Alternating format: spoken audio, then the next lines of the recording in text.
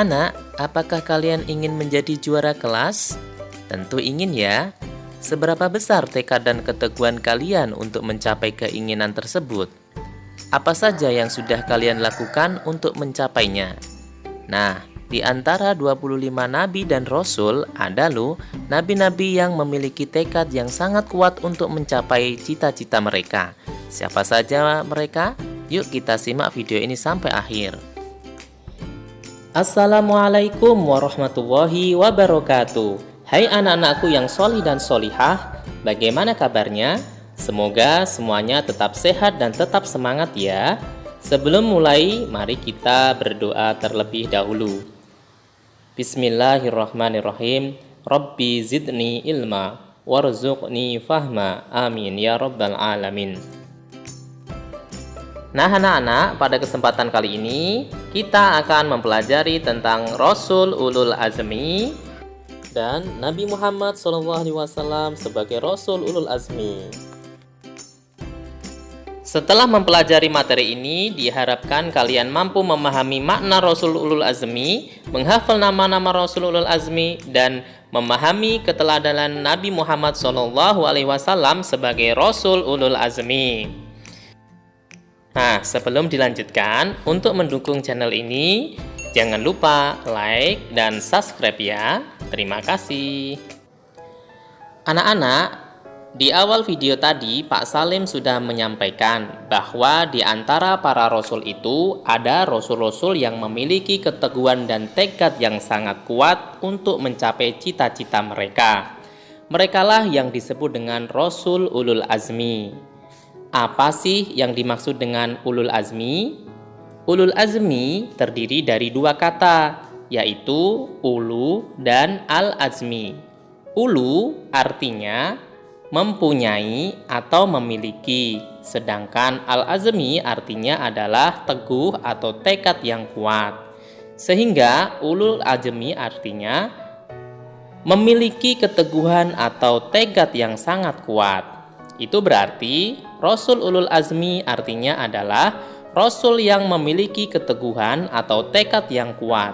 Para Rasul Ulul Azmi memiliki keteguhan, tekad, ketabahan, dan kesabaran yang sangat kuat, serta teguh dalam menjalankan tugasnya, yaitu menyampaikan ajaran-ajaran Allah Subhanahu wa Ta'ala. Lalu siapa saja Rasul yang tergolong Rasul Ulul Azmi? Rasul Ulul Azmi itu ada 5 orang, yaitu Nabi Nuh alaihissalam, Nabi Ibrahim alaihissalam, Nabi Musa alaihissalam, Nabi Isa alaihissalam, dan Nabi Muhammad sallallahu alaihi wasallam.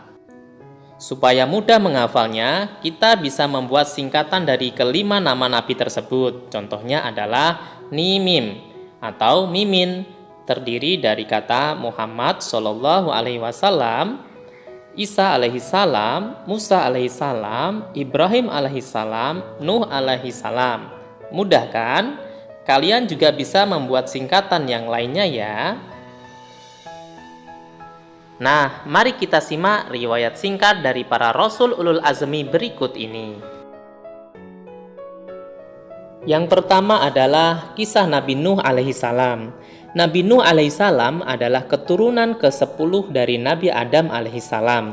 Ia mengajak manusia agar menyembah Allah Subhanahu wa Ta'ala dan melarang memperhambakan diri kepada selain Allah Subhanahu wa Ta'ala. Tetapi manusia di masa itu tidak mendengarkan seruannya. Seruan Nabi Nuh alaihissalam itu mereka sambut dengan cemoohan dan ejekan. Selama 950 tahun, Nabi Nuh alaihissalam menyiarkan ajaran Allah Subhanahu wa Ta'ala. Tetapi umatnya tetap saja ingkar, termasuk anaknya sendiri yang bernama Kan'an. Akhirnya Allah Subhanahu wa Ta'ala menurunkan kepada mereka siksaan berupa banjir yang besar. Hanya sedikit orang yang selamat dari banjir besar tersebut. Mereka yang selamat adalah para pengikut Nabi Nuh alaihissalam. Nah anak-anak, kisah selengkapnya bisa kalian baca di buku Kisah Para Nabi dan Rasul, atau bisa dilihat di YouTube ya. Kisah yang kedua adalah kisah Nabi Ibrahim alaihissalam. Nabi Ibrahim alaihissalam adalah anak Azar tukang membuat patung-patung untuk dijadikan sesembahan. Nabi Ibrahim alaihissalam hidup pada masa Raja Namrud yang zalim, musyrik, dan kufur. Nabi Ibrahim alaihissalam mengajak Raja Namrud dan kaumnya agar beriman dan menyembah Allah Subhanahu wa Ta'ala. Nabi Ibrahim alaihissalam mengajak mereka agar mereka meninggalkan menyembah berhala. Ada banyak kesabaran dan keteguhan Nabi Ibrahim alaihissalam yang dapat kita ketahui lebih lanjut. Karena ketaatan Nabi Ibrahim kepada Allah Subhanahu wa Ta'ala, maka doanya pun dikabulkan. Nah, kisah selengkapnya bisa kalian baca di buku Kisah Para Nabi dan Rasul atau bisa dilihat di YouTube ya. Kemudian kisah yang ketiga adalah kisah Nabi Musa alaihissalam. Nabi Musa alaihissalam adalah putra Imran, keturunan Bani Israel. Ia hidup pada masa Raja Fir'aun yang sangat zalim, mengaku dirinya sebagai Tuhan. Siapa yang tidak mau menuhankan Fir'aun, maka orang itu akan dibunuh. Nah, Nabi Musa alaihissalam terus saja menyebarkan ajaran Allah Subhanahu wa Ta'ala kepada kaum Bani Israel, seraya berdoa agar diberi kawan yang membantunya. Akhirnya diberilah Harun saudaranya yang membantu dakwahnya. Doa Nabi Musa alaihissalam pun dikabulkan Allah Subhanahu wa Ta'ala. Maka Nabi Harun alaihissalam diangkat Allah Subhanahu wa Ta'ala menjadi seorang nabi. Nah, anak-anak, kisah selengkapnya bisa kalian baca di buku Kisah Para Nabi dan Rasul atau bisa dilihat di YouTube ya. Kemudian kisah yang keempat adalah kisah Nabi Isa alaihissalam. Nabi Isa alaihissalam adalah putra Maryam. Dengan kekuasaan Allah Subhanahu wa Ta'ala, beliau dilahirkan dengan perantaraan ibu saja. Keajaiban kelahiran ini menjadi ujian kepada manusia, percaya atau tidak kepada kekuasaan Allah Subhanahu wa Ta'ala. Nabi Isa alaihissalam dalam menjalankan dakwahnya diancam dan direncanakan untuk dibunuh dengan cara disalib. Namun Allah Subhanahu wa Ta'ala menyelamatkan Nabi Isa alaihissalam dengan cara diangkatkannya dia ke langit atau mi'raj oleh Allah Subhanahu wa Ta'ala. Dan ternyata yang terbunuh adalah orang yang diserupakan oleh Allah dengan Nabi Isa alaihissalam, yaitu Yahuza atau Yudas Iskariot. Kalian bisa lihat Al-Quran surat An-Nisa ayat 157 yang artinya, tidaklah mereka membunuh dan menyalib Isa, hanya orang yang diserupakan oleh Allah dengan Isa alaihissalam yang tersalib. Quran surat An-Nisa ayat 157. Nah, anak-anak, kisah selengkapnya bisa kalian baca di buku Kisah Para Nabi dan Rasul atau bisa dilihat di YouTube ya.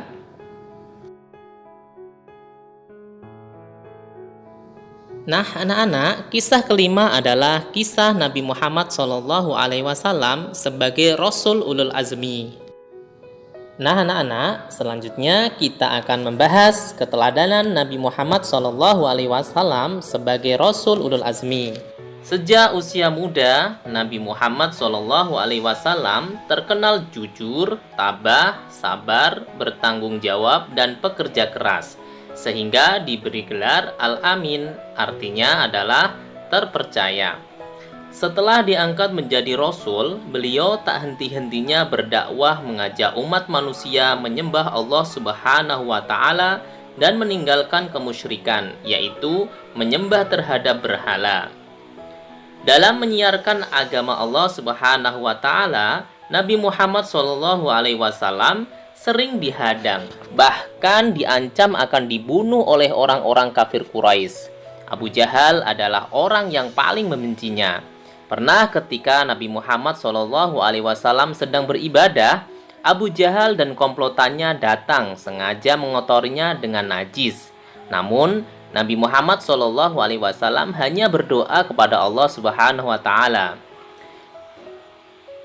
Ya Tuhan, kepada Engkau aku menyerahkan kaum Quraisy. Doa ini berulang-ulang dibaca oleh beliau.